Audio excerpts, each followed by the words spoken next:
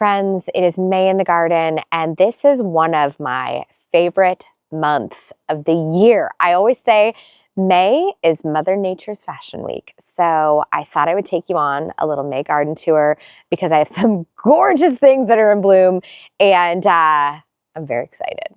One of the very first things that popped in my garden in May was this salvia. And if you don't know this particular salvia, this is one of my favorites of all time. This is Salvia caradona, and it is a stunning performer. She is very upright, very graceful. You can see she has this really deep purpley stem with a little bit of like a dusty blueness to the leaf, and pumps out an incredible array of blooms. She does very well in sandy soil, which is great because that is exactly what I'm working with here. And as you can see, the bees are going nuts. I mean, they are like all over it. And look at the size of these big honkers. And what I love it, and I always tell my kids, is with bees, I'm never afraid of them because they are so busy working in my garden. And you can see these little guys are just flying right around. And quite frankly, I think I've made them happy. Look at this gorgeous garden I just gave them. The next thing that has popped in my garden, this is a plant that I think is one of my favorite plants. And the reason I love it so much is because it's unassuming. It's lovely. It catches the rain. This is Alchemilla mollis, also known as lady's mantle. And I have several planted around the perimeter and they've just popped into their yellow color. So here we are, Alchemilla mollis, lady's mantle. And check this out. It rained last night and it is still holding water in this beautiful cup. It's absolutely incredible. Lady's mantle is actually a medicinal plant. You can Google it. It's super interesting to read the history of it. Has been used throughout Europe and the US for many centuries. And it has just this beautiful frothiness. I feel like this is a very feminine element to any garden. It's blousy. It is just robust. And it's also hardy as heck. And it has done really well. You know, whenever you plant a garden, there's kind of this saying that you sleep, leap, and then creep. So last year was our sleep year. It was when everything first went into the ground and everything stayed very tiny. This is the creep year. But if this is the creep year, I think next year is going to be bananas. This thing has doubled in size and the rest of the garden is just exploding. And you can kind of see behind me here, the crowning glory. I have an array of 4 roses along this garden bed and they're killing it. They're just killing it. Look at the size of this rose. This is a rose called Honey Dijon. And this is like, this rose smell, it's a more muted smell. It's not as sweet. It's a little bit more musky. And it has this incredible yellow, but there's also like a blush to the edge, which is really cool. So you get a little bit of blushy tones here and just this yummy, soft yellow. And I love it because it is such a dramatic color and it catches everyone's eye. I get questions about it all the time. And you can see it just emerging here in the bud stage, just starting to unfurl and how it's just kissed with this deeper rose tone. Right next to it over here, I feel like no garden is complete without this one. This is a David Austin rose. This one is called the Lady Gardener. And if this doesn't look like a stinking peony, it is crazy. So while the other one was a very tight rosette, very tailored with just like a little cup back on the petal, this one is just froth. I mean, look at these blooms. Just frothy, crazy, definitely more pink, yet still has an apricot-y undertone. So again, it kind of speaks to the other roses here in the arrangement. And by arrangement, I really mean border. Okay, I want to show you the other ones. The other 2 have not yet popped yet, but we are just like right on the verge. Okay, this next one is still budded up. This is called Celestial Night. And when it opens, it seems really red here, but it opens to almost like a purpley raspberry. It is so beautiful. And some of you commented that you were afraid of how hard I prune these back. But I'm telling you right now, these roses have taken that drastic pruning beautifully. They're actually sending up some really tall stalks, but these are like incredibly sturdy. So I'm gonna have a lot of roses to cut from. The next one is another favorite, and it is also budded up. I mean, like, we are just minutes from this thing exploding, but I had to get this May garden tour in. This is Jude the Obscure. And like most roses, it's darker in the bud stage. When this thing opens, it opens to like a barely there apricot. And the smell is a little bit like sweeter, but the smell is really dreamy. It's not that like in your face. And then back behind me, this is my neighbor's house. And this is a Cecil Brunner. So here's the scoop. If you ever get attracted to the Cecil Brunner and you see like this sweet little vine at the nursery, that is what that will become. And what's so funny about this rose is it has followed me for years. I bought a home that was a tear down at one point, and it had a Cecil Brunner that we literally were pulling vines out of the attic space. It was insane. And I would cut that thing back to the ground every year, and every year just poof right back at it. So if you have space, Cecil is for you. If you are on a city lot, do not recommend, but the smell is fantastic. I want to show you a couple more things that are blooming in my garden because I think these are really interesting ones that I don't see a lot. So come with me. So behind me here, we have a trio of limelight hydrangeas. We really went after these in late winter to get them into shape. And in front of them, which wasn't leafed out at the time, is this gorgeous geranium. This is a geranium called Philippe Vapel. I will put the name below. And Philippe Vapel is a really interesting one. What's super cool is it has these absolutely adorable heart-shaped leaves. And while it is kind of this purpley tone, the veining in each petal is absolutely sensational. And then once again, look at these little guys. Look at him right here. Just like happy as can be. And I love being this close to bees because I think it helps people feel more comfortable with them. It also helps that my aunt is a beekeeper, so I'm a little unafraid. So not only is this geranium a beautiful floral, I actually really like the leaf. The leaf it really echoes the Alchemilla mollis because it is fuzzy and super beautifully textured. And so what's really interesting and something that you can take back to your own garden is when you are building your color story, whether it's in a container or in a garden, I love juxtaposing my leaf shapes. So right here, we have bright green, we have oval leaf, little tiny serrated edge, right? A little bit shiny. Down here, we're dropping deeper. There's a slight blue hint. You've got this really beautiful multi-lobed leaf going on. And then as we drop down even further, we have the lamb's ear, which is super textured, really silver, really lovely. And then back here, we have our boxwood. And so we're back to shiny, cute little oval leaf. So even as we're just looking at leaf shape, we have so much visual interest going on here. One of my favorite spots in the garden. So there's one other thing that I missed out here that, okay, I left these in the bag too long. Don't do what I did. When you get your bulbs, you immediately unpack them. Things got lost in the shuffle. And so I only have a few of these blooming, but this is an allium. This is Allium bulgaricum. I may be pronouncing that incorrectly, but look at this little tiny dumpling of a flower. These are beautiful and statuesque.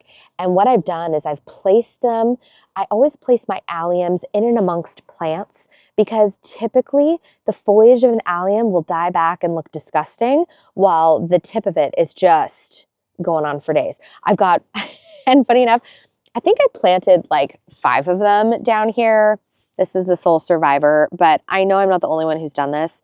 And this is definitely on my list. I think I'd actually like to do a big drift of at least 10 of these and also put them in maybe 3 or 4 other locations in the garden to really pull the whole story together. But this allium, she's little used and is one of the best. All right, I want to do a little container update on this project that we did a couple weeks back. I will link it in the description below. These are my edible ornamental arrangements, and they are looking so good. We have them in this Crescent garden planter, and I have been test driving these because it is really hard to find a good looking self-watering planter. I just feel like it's a struggle. These ones are doing so well. I haven't had to touch them beyond the I think I watered once that first week. And other than that, it's been rainfall and everything it's drinking from the reservoir. And I'm so darn impressed. And you can even see right here, I still have plenty of water in here. This is my little blue indicator that I have water in the reservoir, and really only in the middle has dropped down a little bit. And these are just singing my song. Oh, and this is the scented geranium, the new one that I had never grown before. Check this out. It is going to have a pink bloom on it. And quite frankly, I think that this is going to do nothing but just amplify all of the tones because it's really like a raspberry colored bloom. So I think it's going to look super sensational. So anyways, wanted to do a quick update. Just coming right along. So we're calling this one the pizza container, and it is doing so well too. So I had packed this full of herbs. I have my amethyst, my purple amethyst basil back here. It's really happy. My Genovese, also super happy. This little chunk of munca, can you look at this stem? This thing is like a broom handle. Get in there. Look at that sucker. So this is supposed to be a really compact patio variety. And it is like, look at this leaf. This leaf is no joke either. It is chunky and durable, and I'm very excited. And she's flowering. So I think we're gonna have fruit. I think this could be one of my best and earliest fruiters. So stay tuned on that. The thyme, as per usual, doing lovely. The golden oregano, I'm really happy I went with the golden because it just breaks up all of this green. And this calibrachoa, this thing has like tripled in size. It is so crazy. And this is the one that I put in because I thought it looked like, I don't know, like little slices of pizza. Anyways, wanted to do an update on these. They're just coming right along. So a little update on the rest of these containers. So far, so good. So we planted when it was like really hot, really sunny, and then all of a sudden we just like slammed back into rainy weather. Despite all of that, these containers are really happy. The coleus is showing no signs of burning, which is awesome. If you go back to that video, I am trialing this because I always want to make sure varieties perform before I put them in a client's garden. My datura has been blooming and blooming. I just deadheaded it.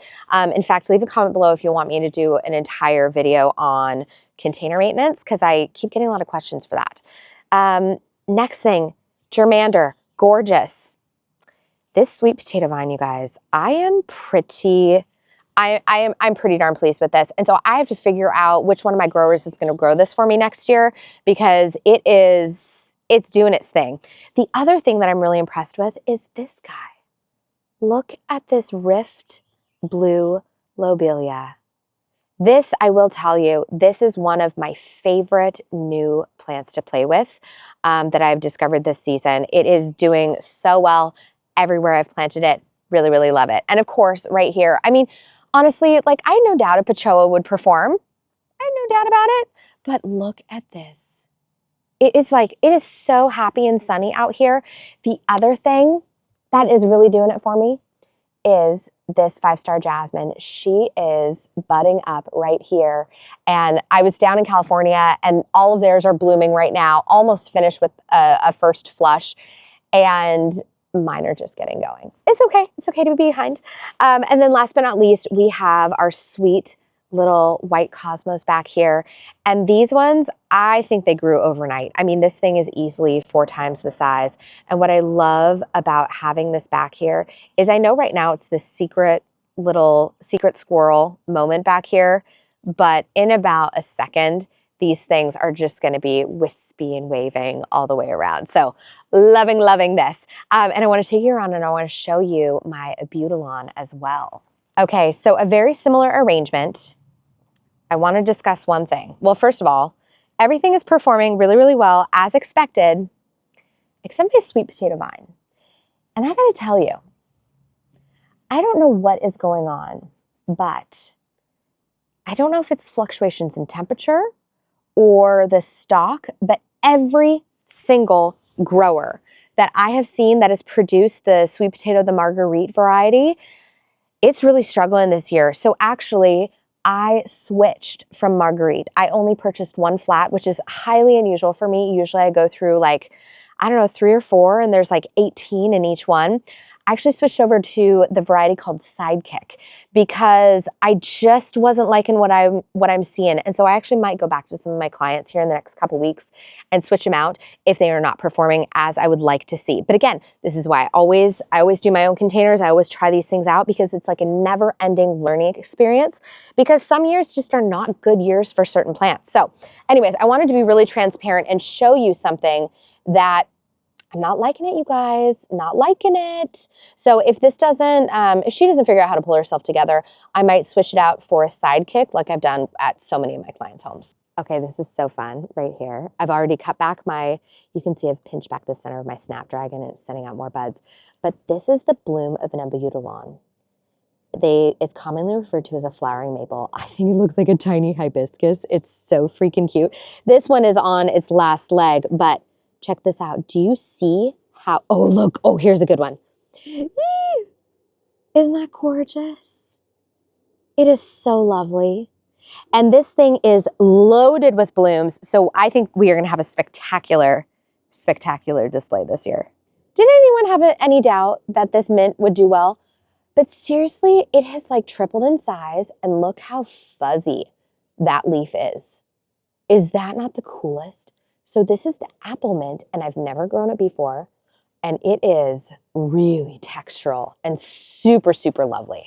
Alrighty, so this trio is making me really happy, and this, oh my gosh. So last year, I had this sweet little clematis. This is the Ragucci clematis. She was in this container, barely made it to the top. This year, it is like she can't stop, won't stop. And so I have tied a little piece of jute up so that she will start to climb up to the top of the trellis. Actually, look at this.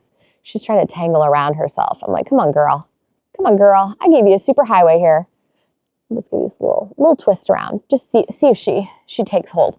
But yeah, look at this thing and look at this bloom.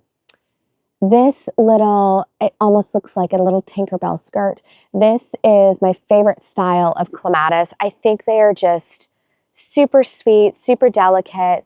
It does. It reminds me of like a little fairy skirt, like just that you would see, I don't know, in like a book or something. But she is super happy. These snapdragons have just been going like crazy. The creeping Jenny's filling in, as per usual, Patio on point. And then if we move over to these 2 containers, I have to tell you, doing one container in a cluster that's a wee bit more quiet, and like this is still very floral forward, but we just have texture here and a single floral element. It gives the eye a little bit of a chance to rest. Because if I were to go hard in the paint here and have no kind of like more quiet spot, I think it would disrupt the flow of what's actually occurring here. So this pot is planted up with the Cosmos Sonata White, and this is just filling in spectacularly. Because I always like to marry my containers together, we have the white here, we have white here, and then I popped up another Cosmo here. And check out this Rift Blue, also just killing it. And what I really love about this is as this cascades down, the blue in this plant will marry it up with the blue of these other containers. Also, Euphorbia, I've used Lorraine, I've used Diamond Frost. It's such a great thing for a twinkly bit. If this Euphorbia was on its own, they tend to look a little sticky, but when you have it nestled amongst all these other plants, it gives it volume. It's like a filler in a flower arrangement, quite frankly. And these are still doing amazingly well. I am so happy to have found some new little buddies to play with. So stay tuned on that front. We're gonna keep checking in.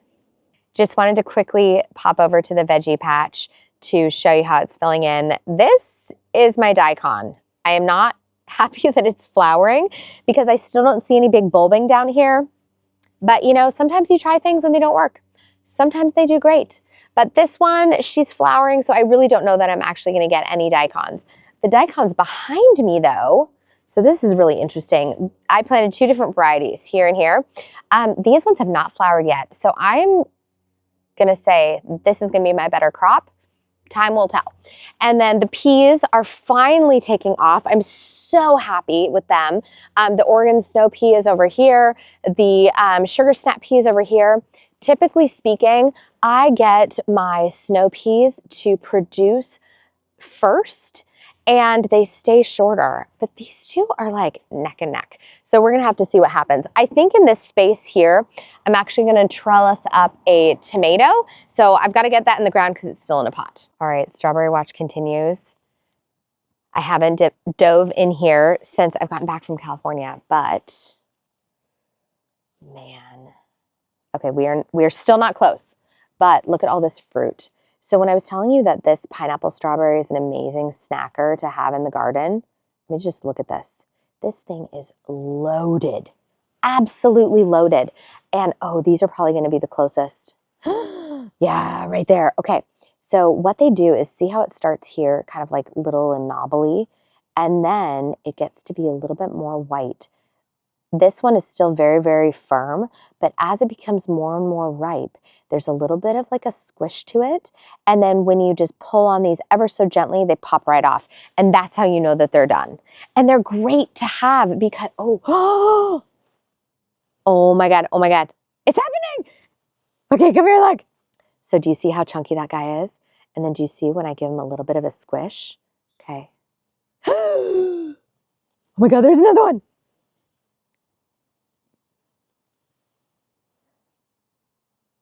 Do you want to share it? First of all, it smells like candy.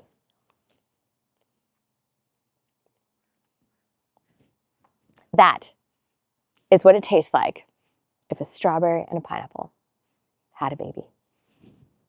God, that feels good. Man, that feels good. It's like summer's arrived. Okay, not ready yet. Ooh, ooh, ooh. Nope, not quite ready yet. Oh man. You guys, it's happening. It's happening. I want to pop you over to another little corner of my garden that's making me super happy. And this, I love that there's a little bit of order and a little bit of madness. So my leeks, look at these bad boys, already bulking up. I'm so, so, so happy. You know, I think I mentioned this, but I did use older carrot seed and the germination has been a bit spotty. So I'm going to reseed again, but I'm actually not mad at that because when you can succession sow, meaning you sow one crop, you wait a week, sow another, wait a week, sow another. It's actually great for harvest because it's like a slow rollout of produce. So I'm going to do another sowing of carrots because, like I said, older seed, a little bit of a little shoddy germination. But look how gorgeous my sage is. This is golden sage. And what you notice I do in my garden is because I love having a beautiful space. I tuck in things like little edible violas. I have some oregano here. Down on that corner, I've got some rosemary. Oh, and I want to show you something. This little cutie. This is a borage. This is Alba. So instead of the blue variety of borage, this is white. And I grew this last year. It's self-seeded. It's a beautiful addition to the garden. All right, friends, we're being vulnerable on the internet again. Naked on the internet. Here we go. Pay no attention to anything that is to my right. This is where we are coming from. Hot Mess Express, explosion. Don't show them anymore. Don't show them anymore. Hot mess. What I would like to show you is row number 4. Row number 4 has been weeded. I still have some like fine-tune weeding, but in terms of like getting everything up with a garden fork, like, oh, this is so ready. So I think this is actually going to become the new Snapdragon row. Those snaps have been in their containers forever. They're stunted. They need to get in the ground ASAP. So this is going to be Snapdragon Paradise. So that planting is coming up. But here's the deal. Here's the reason I want to show you this garden. I think in the current time, in the current climate, we are only celebrating things if they are these like monumentous things. But at the end of the day, how can you celebrate the big things if you don't celebrate the little things? So I am celebrating the little things. Row number 4 has been weeded.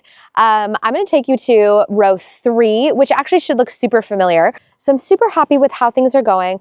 I still have my peppers and my tomatillos planted right. Actually, this is kind of a good tip. So if you have a drip tape situation like this and you are in May Madness like I am and just don't have time, if you can put these pots in an area where they're going to get hit by a sprinkler, it's just like giving yourself a little gift. And this tomatillo, man, she is like ready to rock and roll. So everything is looking super good so far. The tomatoes are bushing out. It looks like my fertilizer is working. All of that yummy compost is also working too. Very, very happy. And oh, this is another thing. I like to mix my edibles and my ornamentals. I do not believe that they should be separated. So you're going to see as I plant out this space, I'm going to have little pockets of edible treats amongst all of these flowers because I think it helps significantly with pollination because I'm attracting all these pollinators. Actually, a funny story about this is our neighbors have a massive kiwi vine. And they lived in this house for years and years and years. And it wasn't until we planted this original cut flower garden that they actually had kiwis for the very first time. And their male plant died. So they just had a lone female vine. Well, someone must have a kiwi somewhere here because all of the pollinators did their work and they've had kiwis ever since. So makes me feel really good that we're bringing new life into the neighborhood. Okay. Shall we do a dahlia update? All right, so behind me are 2 rows of dahlias. And we were kind of how is this even happening? Okay, you guys, this is so ridiculous. This is Marilyn's Magic, and I have replanted this little stake, and it's not a tiny stake, and I'm putting it up to there. The bunnies are messing with me. So anyways, I want to walk you through what we actually ended up with after I went through and I searched for any viable bulbs. And actually, I'm really, really impressed. So Golden Scepter is just a beautiful yellow. I ended up being able to divide it into 2 plants. This next little batch is totally tangerine. And all of them are up so far. Even this just teeny, teeny, tiny. This one, this is where I found a dahlia. It was not labeled. And so this is my clue. It's a turned around plant tag that something is here, but I have no idea what it is. We move into Rip City. And what you're going to notice is I like to do a little bit of everything. So it gives me a lot of options when I'm creating floral bouquets. So I've got 1, 2 Rip Cities. Oh, this is from a girlfriend of mine. It's Bloomquist York. This is from Alicia. Shout out to Alicia. We did a little dahlia exchange. So I'm very excited to see that one come up. This next little run, and actually, I think I need to put down more. Okay, I need to put down more Sluggo. But the next 4 are River Dance. River Dance is you can see it right here. Actually, you know, that actually reminds me of something else. So that may not be River Dance. This is for sure River Dance. River Dance has this super, super spiky foliage, and it is one of the coolest red dahlias I have ever seen. And I actually got this from my grower. This is where I see some slug damage, but here's another River Dance right here. It comes out with this really serrated foliage. It ends up being kind of a darker color. It is really, really lovely. And then this one I have labeled as Rando, and this labeled as question mark. So Rando is up, question mark. I don't have any sign of him yet. And then if you're wondering what all these little teeny tiny things are here, let me show this to you. This is a gladiola seed. And I let them go to seed last year, kind of unintentionally. And this little sucker was on the top of one of those little gladiola blades. So this was originally all gladiolas, and I still need to do a little bit of weeding out here, but these are all gladiolas as well. This is a variety called Espresso. It's one of my absolute favorites. And then we move into some more purple ones and white ones. Like I said, I still have to go through and reweed this again, but really pretty row. Back on this side, I have a couple. So this is one of the ones that the dahlia, oh, there it is. Oh man. Okay, this is one of my, look at him right here. This is one of my favorite dahlias of all time. And I was really excited that I didn't lose this one. But I was kind of getting freaked out because I'm down here for this tour and I wasn't seeing anything just yet. But this is brown sugar. Brown sugar is one of my favorite dahlias. It's orange, it's lovely, it's fantastic. As you can see, I have bindweed up the wazoo, but we have pink runner, we have Cornell bronze, and I was able to get a couple of these. This one is pushed up, the other one hasn't yet. This is a random variety that was unlabeled. We call it Balm. This one is Creme de Cassis, which is very, very lovely. Beatrice. Beatrice has not emerged yet, but Beatrice is another one of my absolute favorites. So I don't see her just yet, but I had two really lovely healthy clumps, so that was awesome. This one, unlabeled, unsure who that is. And this happened multiple times. Chewy is another fantastic dahlia. If you haven't grown that one is wonderful. Sweet Natalie. This one came up a while ago and I was like, oh gosh, maybe I only have one. Nope, here she comes. So that's awesome. We have another question mark here. This was supposed to be a cafe au lait. Unsure. Unsure if she's coming to the party this year. For some reason, I had a really hard time with cafe au lait the past couple years. This is Andrea Lawson, very, very good variety. And then look at Maryland's White, boom, boom, boom. 3 Maryland's Magic, boom, boom, boom. So healthy. This is such a healthy tuber. And I feel so blessed that I was able to send these out in the world. In a later video, I will actually walk you through how I pinch out the centers. It's really simple, really, really easy. Love doing it. Over on this side, Verona's Obsidian. Now this one is interesting. This Verona's Obsidian, I actually played with bringing it up to the dining room because it's actually a short statured dahlia, and I think it's a better bedding plant. As we move over, who else? Oh, more Veronas. Robin Hood. This is one of my just loves. It's a super great one. And then, of course, because I'm mixing edibles and ornamentals, would you look at my blueberry situation? It is like banging fruit. I am so excited. Which one is this one? This is a Legacy Blueberry, and this is probably the heaviest producing out of the 3.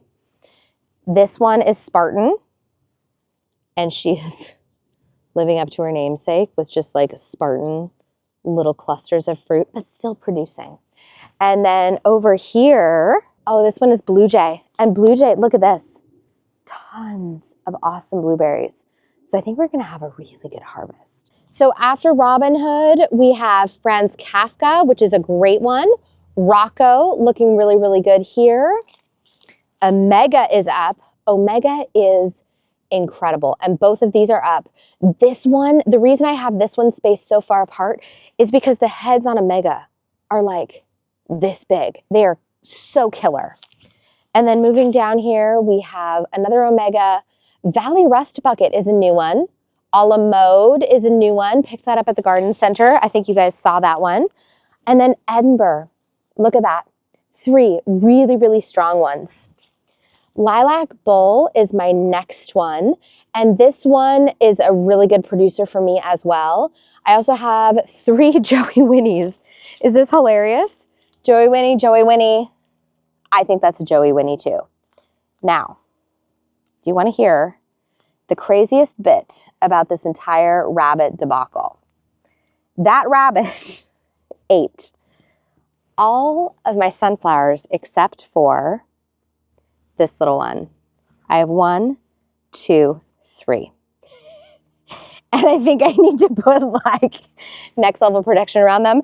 But do you remember me telling you, isn't this Sunfinity? Isn't this the one that I bought the seeds and they were like $15 or something stupid like that? Do you remember that? Okay, so I think I I think I managed to somehow have 3 survived, and maybe the bunny isn't into like bougie sunflowers. I don't know. But I have 3 lone survivors, so you know, take what you can get. Friends, thank you for coming along on my May garden tour. This is just, it's starting to feel like my garden is finally coming to life. We've been working on this space for over a year now, and it's just slow and steady every single day. And so to finally be on my dining patio with my roses and my salvia and my lady's mantle and everybody blooming around me, it just is making me filled with so much joy. And thank you for coming along. Thank you for being with me on this journey. And go say hello to your garden for me. I am really on, like, I really do mean it. It feel like this garden is starting to feel like, it's starting to feel like home, you know?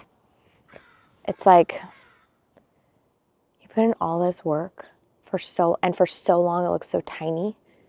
And it's just like, I feel like we're finally getting there.